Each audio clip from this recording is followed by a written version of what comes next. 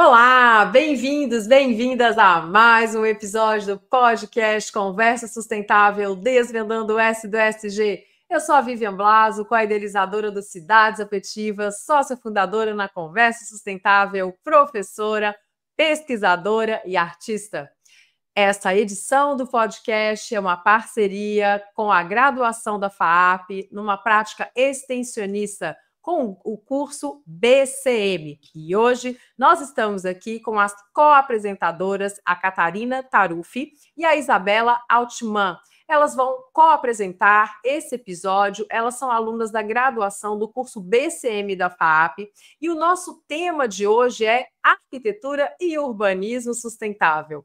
Nessa noite será tratada a responsabilidade das empresas na inclusão, na representatividade e redução das desigualdades estruturais no ambiente de trabalho contemporâneo. Então, nós vamos falar sobre urbanismo, sobre as práticas, como a gente pode incentivar os processos para reduzir as desigualdades socioespaciais. Além disso, vamos entender a importância da gentrificação e entender também como o urbanismo pode ser mais sustentável e onde ele pode ser mais afetivo, harmonioso para todos nós.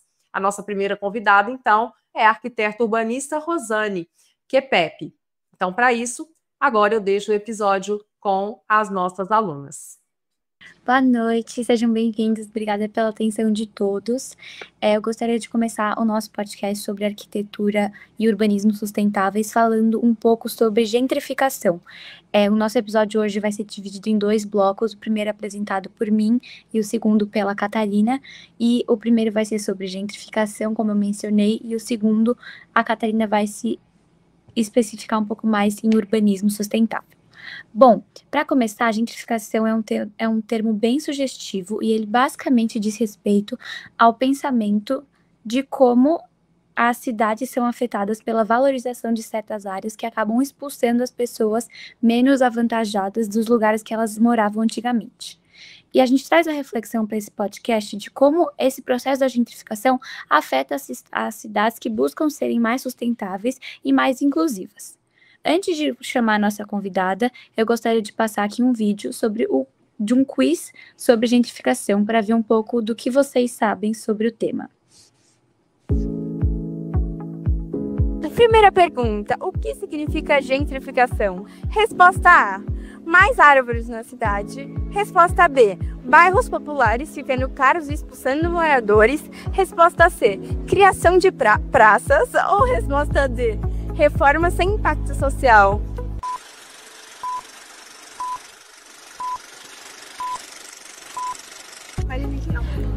A resposta é a letra B. Pergunta 2. Qual é a consequência mais comum? Resposta A, mais lazer barato. Resposta B, cultura é igual. Resposta C, aluguel e custo de vida sobem. Ou resposta D, comunidade intacta.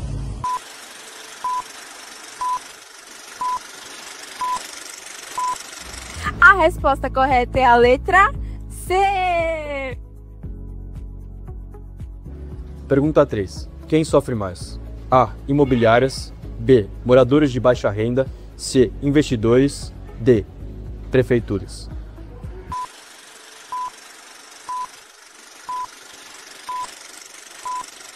A resposta correta é a letra B. Moradores de baixa renda. Pergunta 4. Como afeta a cultura? Letra A. Mantém tudo igual. Letra B. Só soma sem mudanças. Letra C.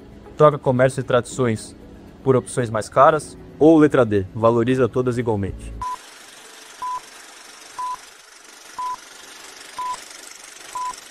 A resposta correta, letra C. Troca comércios e tradições por opções mais caras. Pergunta 5. O que pode ajudar? Letra A. Habitação popular e aluguel social. Letra B. Só empreendimentos de luxo. Letra C. Tirar moradores das decisões. Ou letra D. Seguir só no mercado imobiliário.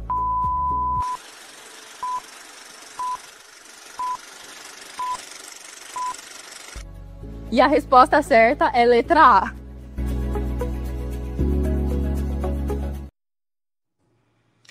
Bom, gente, se vocês acertaram em todas as perguntas, parabéns, ou a maioria delas. Agora, se vocês erraram a maioria e estão interessados em saber sobre o assunto, vocês estão no lugar certo, porque agora a gente vai começar a nossa discussão sobre gentrificação.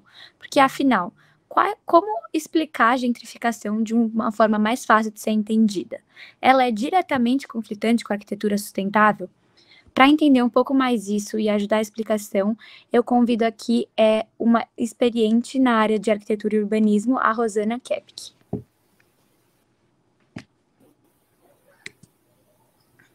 Olá, tudo bem? Olá, Agradeço boa noite, demais o convite. Rosane. Eu Boa adorei noite. os vídeos, o quiz, muito bons. Obrigada. Rosane, muito obrigada por aceitar o nosso convite. É uma honra ter você no nosso episódio. E só para apresentar um pouco a nossa convidada, a Rosane, ela é uma arquiteta e urbanista formada pela FAUSP, com mestrado e doutorado na área de planejamento urbano e regional. E além disso, ela também tem um mestrado em administração pública na FGV. A Rosane atua como arquiteta urbanista da Prefeitura de São Paulo e já coordenou projetos em subprefeituras e pesquisa temas como regularização fundiária, política urbana e justiça territorial. Ela tem vários artigos publicados que falam sobre o assunto, e um deles que se destacou na nossa pesquisa foi o Repensando as Anistias e Uso e Ocupação do Solo em São Paulo, onde ela discute como a cidade pode lidar com seus passivos urbanísticos e ambientais por meio de instrumentos de compensação e sustentabilidade. Bem-vinda, Rosane. Então, para começar, vamos introduzir um pouco o tema, como eu disse, tentar deixar de um jeito mais fácil de ser entendido possível, até porque não é um assunto fácil e muito menos leve, é uma política muito predatória, na verdade, que a gente acompanha em grandes metrópoles, inclusive aqui em São Paulo. Então, para começar, como você definiria a gentrificação dentro do contexto urbano brasileiro e especialmente em São Paulo? Ou seja, existem particularidades no modo como esse processo acontece aqui? Vocês já deram uma introdução excelente sobre o tema. Obrigada. Mas aprofundando um pouquinho mais, a gentrificação é um fenômeno que acompanha o enobrecimento de determinados bairros que se tornam mais valorizados e atraem uma população de uma renda maior. Por contraste, a população original, eventualmente de menor renda, ela é quase que naturalmente, entre aspas, expulsa dali. Por quê? Um bairro mais valorizado, áreas de terreno mais valorizadas, imóveis mais valorizados, eles vão impactar no comércio, no serviço, na cultura de consumo e na cultura em geral daquele bairro. Ele vai se tornar mais caro. Por quê? É algo que está associado no passado a gente falava muito, custo São Paulo, custo Brasil. O mercado imobiliário, o valor de um imóvel, seja ele de aluguel, seja ele próprio, ele impacta no plano de negócios do comércio e do serviço prestado. Então, é óbvio que uma padaria instalada num bairro nobre, o preço do serviço, o preço dos produtos vai ser muito mais alto do que num bairro popular, um bairro periférico, um bairro em um dos 39 municípios aqui da região metropolitana de São Paulo, por exemplo. Então, isso torna a vida muito cara nesses bairros que se tornam mais nobres e se tornando atrativos para o mercado imobiliário. E essa população vai procurar algo mais em conta, algo que ela consiga arcar os custos, e, enfim, é um fenômeno que se repete à medida que os bairros vão se enobrecendo e do centro para a periferia, mais a população de baixa renda vai se afastando. E a gente pode exemplificar até com a cidade de São Paulo, né? Hoje, a população mais vulnerável, de menor renda, está morando nos municípios vizinhos, nos municípios periféricos vizinhos. Isso é gentrificação. Sim, perfeito, muito obrigada. Eu acho que deu para resumir de um jeito bem visual para a gente. E seguindo nesse tema e aprofundando um pouco mais nos seus estudos e nos seus projetos, pelo que a gente leu e viu um pouco dos seus artigos, você fala bastante sobre ocupação do solo e sobre as anistias urbanísticas. E a gente queria saber se você consegue explicar um pouquinho desse termo de anistias brevemente e falar como e se essas medidas podem contribuir para o agravamento da gentrificação ou, ao contrário, se elas poderiam servir como algum instrumento de justiça urbana, se bem aplicadas. A anistia para a população de baixa renda, ela já foi incorporada pelo Estatuto da Cidade com o instrumento da regularização urbanística, que traz melhorias para os bairros precários, e com a regularização fundiária, que dá segurança da posse para essa população mais vulnerável. Felizmente, isso foi equacionado pelo Estatuto da Cidade como instrumento, mas os municípios brasileiros precisam implementar efetivamente através de seus planos diretores. Quando eu abordei a anistia, lá por ocasião da minha tese, há praticamente 20 anos atrás, e retomei 10 anos depois, retomei novamente agora no pós-doutorado, o cenário está um pouco mais favorável para os mais vulneráveis por conta desses instrumentos do Estatuto da Cidade.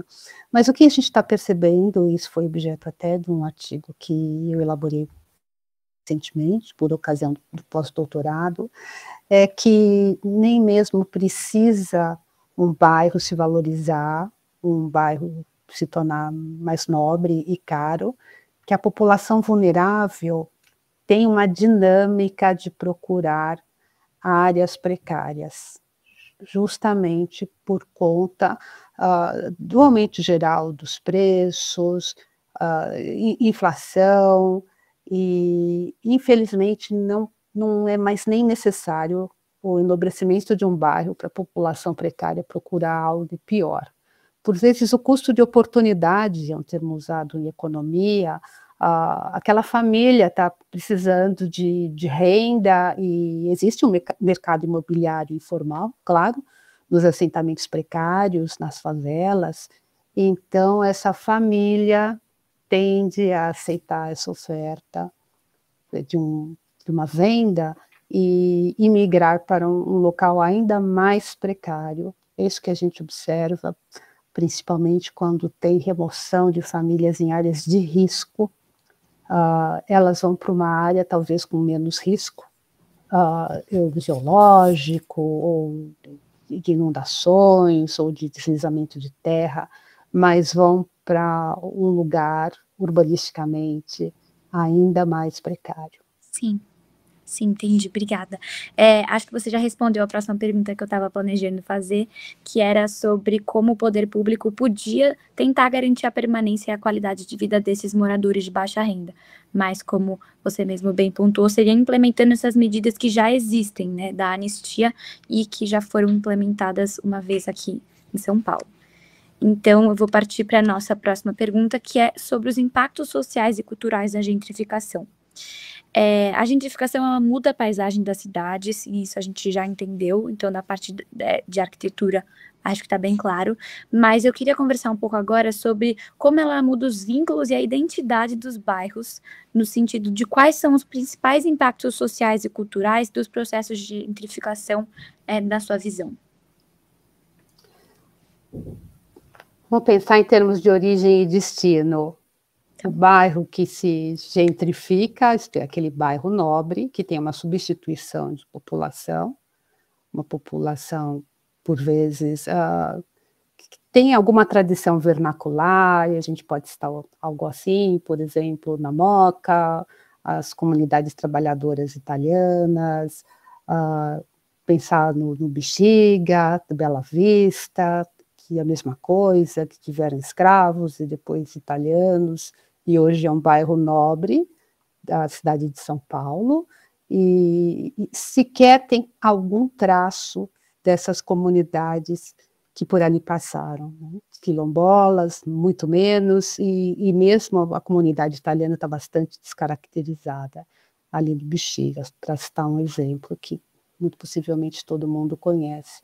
Então muda a cultura desses bairros que foram enobrecidos, e óbvio, Isso eu estou falando de origem. Em termos de destino, aquela população vulnerável que foi para bairros ainda mais vulneráveis, tanto em termos urbanísticos, ambientais, sociais, e a gente está falando aí de políticas públicas, de educação, de saúde, de segurança pública, ainda se tornam mais vulneráveis. Então, o que acontece? A gentrificação, ela aumenta os extremos, que é justamente o que não convém para a sustentabilidade. A sustentabilidade econômica, social e ambiental dependem de uma equidade. Então, os extremos não são bacanas para a sociedade como um todo. Sim, com certeza. E você acha que nessas decisões urbanas e decisões que têm a ver com a gentrificação, existe espaço para participação popular e para pessoas da sociedade e da comunidade ativa que queiram ajudar? E se você acha que sim, você teria como citar algum exemplo positivo, não necessariamente aqui na cidade de São Paulo, mas algum que você tenha entrado em contato com nos seus estudos? Com certeza, e a gente cita de cara os movimentos de moradia. Aliás, tem muitas mulheres envolvidas no movimento de moradia, então tem ganhos múltiplos socialmente. É a população vulnerável, é a população negra, é a questão das mulheres, então é extremamente saudável. Elas são muito aguerridas e lutam por moradia digna e bem localizada.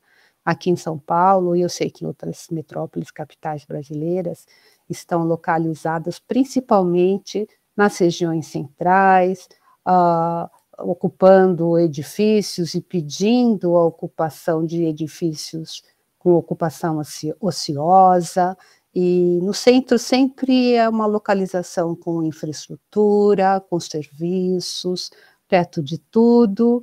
E é isso que a gente quer um mix social, a gente quer um mix de uso e ocupação do solo, e esses movimentos, essas organizações da sociedade civil são extremamente importantes para esse aumento de equidade.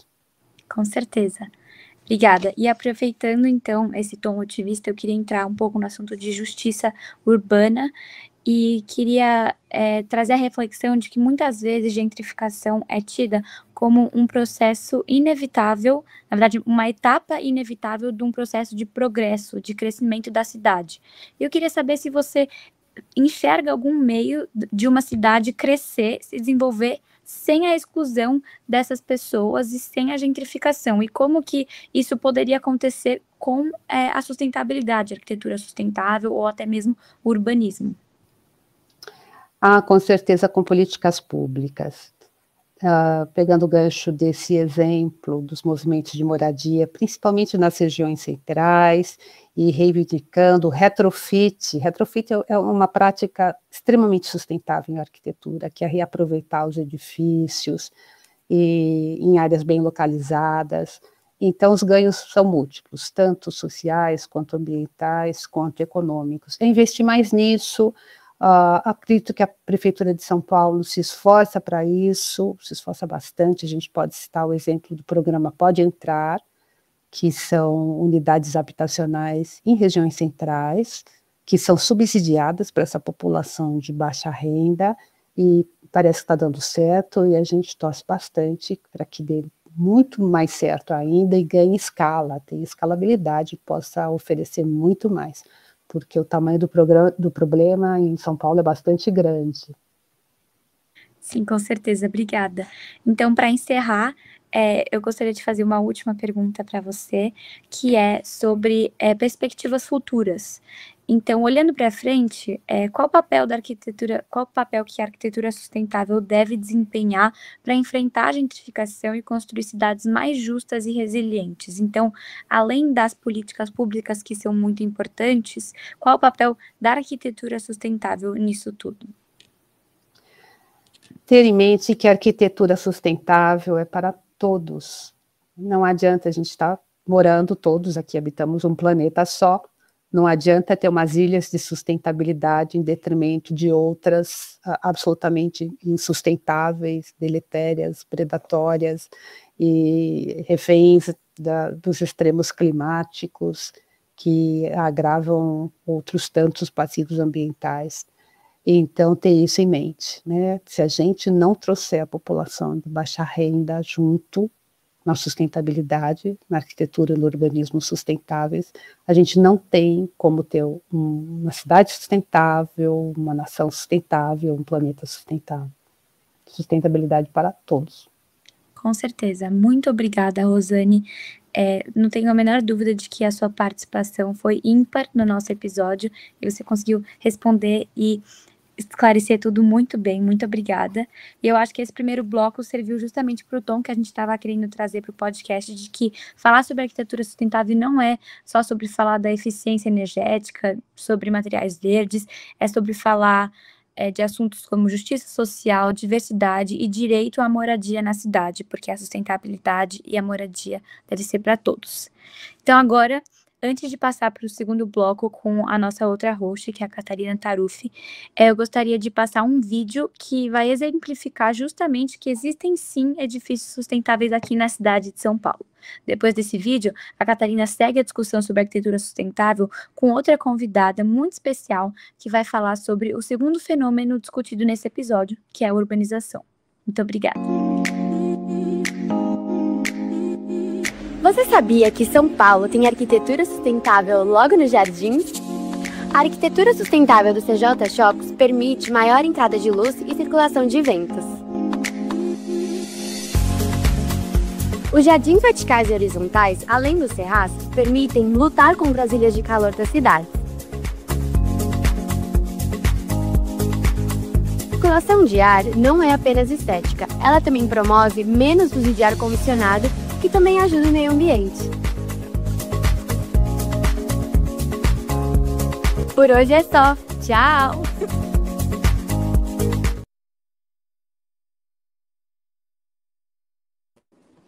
Boa noite, o meu nome é Catarina e nesse bloco a gente vai estar falando um pouco sobre o urbanismo sustentável. Para a gente entender, primeiramente, o urbanismo sustentável, acho que é importante a gente falar sobre o urbanismo.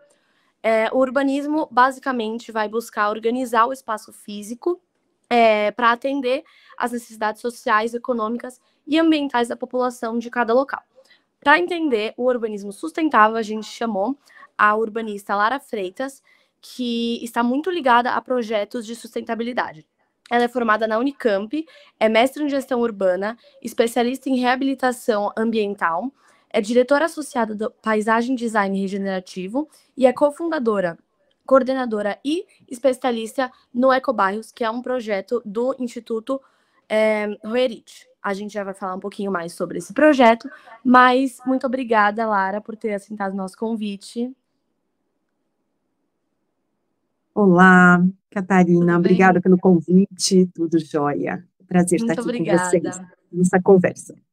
Então, para a gente começar, eu queria saber do seu ponto de vista o que é, de fato, o urbanismo sustentável e quais são os pilares essenciais que diferenciam essa abordagem do urbanismo tradicional.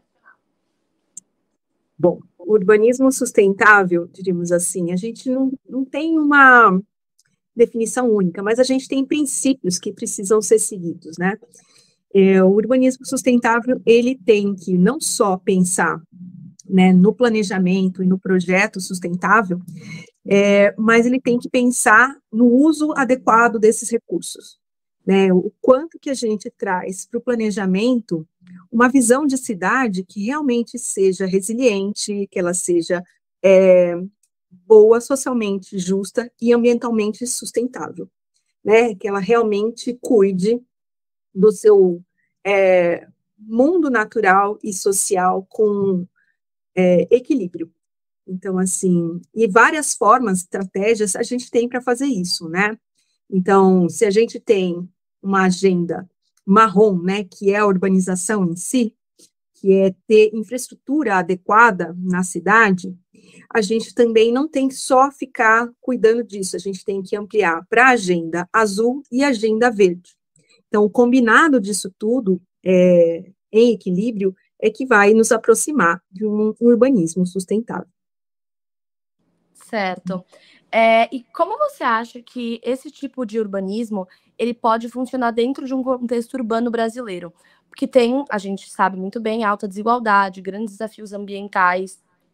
Qual vocês diriam que seria a prioridade no urbanismo sustentável, digamos assim, dentro do Brasil? Então, o urbanismo tem que olhar os territórios, né? Tem coisas que no urbanismo, né, para a gente trazer a sustentabilidade, trazer uma abordagem equilibrada, tem horas que a gente tem áreas tão urbanizadas que a gente teria que desconstruir certos lugares para a gente permeabilizar, por exemplo, fazer um manejo integrado da água de forma distribuída, então, como jardins de chuva, por exemplo. E se a gente está numa área mais periférica, que não tem essa urbanização tão construída, né, a urbanização ainda não está completamente consolidada, a gente costuma dizer que é até uma oportunidade, a gente não tem que desconstruir para construir, a gente já pode adotar uma solução mais adequada, mais baseada na natureza, nesses locais. Então, assim, todas as partes da cidade podem receber, têm condições de receber soluções mais adequadas do ponto de vista da sustentabilidade e da regeneração. E as soluções baseadas na natureza é uma chave para isso. E a gente tem várias soluções aí que a gente pode estar adotando. Desde aumentar o número de parques, parques lineares, praças com maior, né, um desenho mais verde, né, não tão construído, né, muitas vezes a gente precisa de áreas verdes, mas a gente constrói tanto, urbaniza tanto, né, que a gente perde essa função de ser uma área verde natural, onde as pessoas podem ter o equilíbrio emocional, psicológico, né, de saúde realmente. Então, o urbanismo, ele preza por associar soluções baseadas na natureza. E a gente, em área superurbanizada, muitas vezes tem que despavimentar, em áreas mais ainda, né, vulneráveis, a gente pode trazer as soluções já, adotar como primeira opção. Então, assim, esses ambos territórios, nessa diversidade que a gente tem na cidade de São Paulo, é passível de receber esse tipo de solução do urbanismo. Perfeito. Você citou os jardins de chuva, né? Como você falaria? Existem exemplos, por exemplo, aqui em São Paulo ou em algum outro lugar? Você pode citar algum exemplo e explicar um pouquinho o que é? A gente tem já experiências implantadas em São Paulo. Por exemplo, tem experiências na bacia do Córrego Uberaba, ali no Alto Uberaba, onde a gente, desde 2020, vem implantando um redesenho ecossistêmico do espaço público. O que significa isso? Significa não só mais a gente... Esse projeto começou com um projeto piloto de arborização de calçadas, a gente entendendo isso, só voltando um pouquinho. Na cidade de São Paulo, quem tem responsabilidade por plantar árvores, né, novas na cidade é a Secretaria do Verde. E ela convidou o Conselho de Meio Ambiente de Vila Mariana para fazer um projeto piloto de arborização de calçada com a participação das pessoas, dos moradores. E aí a gente começou a fazer esse projeto, pegando um quadrilátero que seria um espelho da cidade. Boas calçadas, calçadas limitantes, calçadas abaixo da medida e calçadas, né, inexistentes. E a gente começou a implantar. E quando chegou já na terceira etapa, que a gente foi chegando, né, em calçadas abaixo do limite, né, para a implantação de arborização, a gente precisou trazer soluções mais sistêmicas para o espaço público. E o que isso significa? A gente criar áreas para que a gente pudesse redesenhar com todos esses aspectos, para o pedestre, para os portadores de necessidades especiais, para o manejo integrado da água e para as árvores, né? Então, essas soluções a gente vem dando o nome de um redesenho ecossistêmico do espaço público. E com isso a gente pode abarcar, melhorar as nossas esquinas. A gente tem uma oportunidade em cada esquina de redesenho, né? Porque muitas das nossas vias, né, os nossos espaços públicos foram desenhados com prioridade para o automóvel e não para as pessoas. e nem para esse mundo natural, né, para soluções baseadas na natureza. Então, a gente tem uma oportunidade em cada esquina de refazer, de repensar isso. E, ao fazer isso, a gente pega um espaço, né, que coloca o pedestre, coloca a cidade, novamente, num lugar para as pessoas. Mas a gente tem chamado de cidade para as pessoas em conexão com a natureza, em conexão com esse mundo natural, de forma distribuída. É muito importante, é muito bom a gente ter parques na cidade, né? Ter toda uma articulação de praças, de parques, né? Esse sistema de áreas verdes e áreas protegidas é muito importante para o equilíbrio na cidade. Porém, se a gente tem uma área com biodiversidade próximo da nossa casa, a gente pode conviver isso no cotidiano. Então, o urbanismo sustentável, ele tem que trazer esse olhar, como que a gente aproxima as pessoas desse mundo natural e como que a gente corrige esses erros, né, que uma visão rodoviarista implantou na cidade. Então, esse é um pouco o princípio da coisa. E para a gente fazer isso, a gente olha primeiro o planejamento, né, o urbanismo, ele tem esse olhar. Olha, o planejamento, né, de um território, por exemplo, quando a gente está falando, né, que inclui o manejo da água, a gente está olhando para a bacia hidrográfica. Qual é a bacia que a gente habita? Como é que essa bacia foi urbanizada e foi, né, tão adensada que hoje não tem nem espaço para água, para esse mundo natural, a gente nem encontra mais os córregos estão todos canalizados, estão abaixo de ruas, de avenidas. Então, o urbanismo sustentável vem redirecionando todo esse olhar. Como é que a gente traz esses rios de volta, esses cursos d'água de volta, como é que a gente permeabiliza, como é que a gente equilibra, como é que a gente cria refúgios climáticos. Então, isso é um pouco dessa conversa enquanto urbanismo sustentável. Sim, perfeito, obrigada. Acho que foi bem claro o que são e quais são os projetos que vocês estão tentando implantar. E isso é um pouquinho do que eu queria falar. Quais são os obstáculos maiores? Porque a gente sabe que a sustentabilidade em qualquer aspecto hoje no mundo é muito difícil de implantar. Quais hoje vocês encontram os maiores obstáculos, principalmente no Brasil, para implantar um urbanismo sustentável nas cidades? Do ponto de vista, né, de espaço público, né, uma redefinição no espaço público, a primeira coisa é que a gente precisa de projetos, bons projetos. E muitas vezes, né, a gestão pública, ela pensa em obras e pula o projeto. Então, a gente realmente pensar boas soluções, dependem de um pensamento anterior que vem no âmbito do projeto. E se a gente está falando, né, das pessoas entenderem as soluções baseadas na natureza, a gente precisa tanto de um design físico apropriado, que está no âmbito do planejamento e do projeto, quanto um design social que dê a condição para as pessoas participarem desse processo, né, e revisitarem aí como elas veem, como elas se relacionam com o espaço público, como elas se relacionam com esse mundo natural, de fauna, de flora, de água, né, de recursos hídricos, de cursos d'água.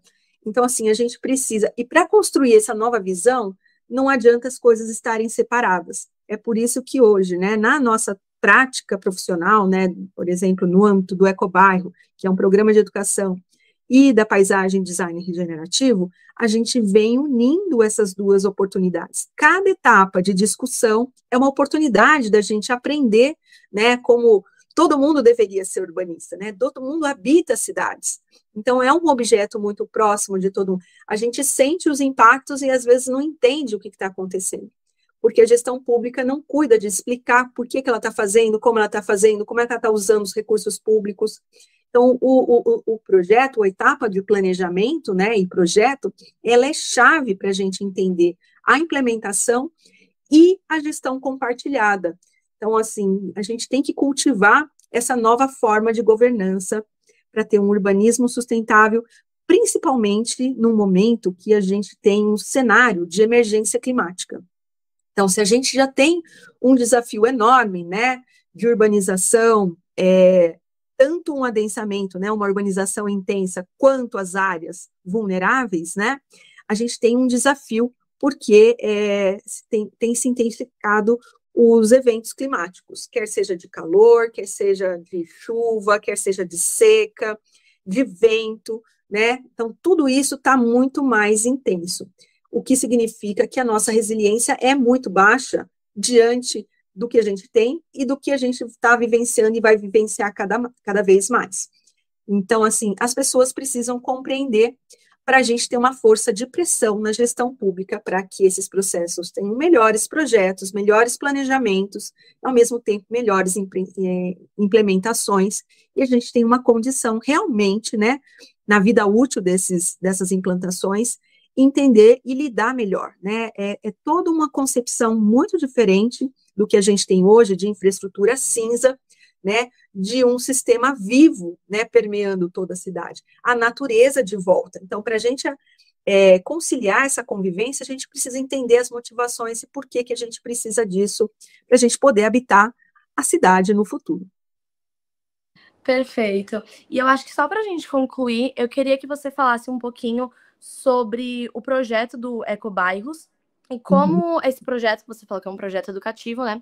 Como ele pode ajudar as pessoas a entenderem, porque para a gente aderir, de fato, o urbanismo sustentável, as pessoas, a população também precisa aderir, não só as governanças, né? Então eu queria que você deixasse essa mensagem, tanto do Ecobairros um pouco, e para as pessoas também que estão assistindo a gente. Bom, o programa permanente Ecobairro é um programa permanente, né? Porque para a gente fazer essas transformações que a gente está falando, que a gente precisa, não é uma única ação. A gente precisa de ações continuadas ao longo do tempo. Então, por isso que ele é um programa permanente. E que agora, em 2025, fez 21 anos, né? De experimentação, de práticas. E ele nasce, né? Para a gente poder experimentar uma qualidade, né, que a gente possa ter uma outra qualidade de relação entre as pessoas, né, entre viver num mesmo território, e também dessas pessoas com o seu lugar de moradia.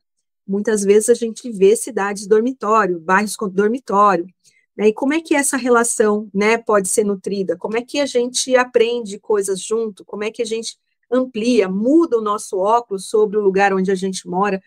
E até entendendo o que a gente pode contribuir nesse processo, né? Como é que a gente pode fazer diferente, como é que a gente pode ser parte da solução. Tem sempre algo que a gente pode fazer. E no Ecobairro a gente também trabalha com uma visão sistêmica. Então, não é só ecologia, né? Porque muitas vezes a gente associa, Ecobairro, tem toda uma questão ambiental, ecológica e tudo mais, mas não só. No Ecobairro, a gente trabalha com um DNA Ecobairro que tem 8 eixos. O primeiro deles é a educação. Como é que a gente aprende coisas novas, como é que a gente se relaciona de outra forma, com maior qualidade.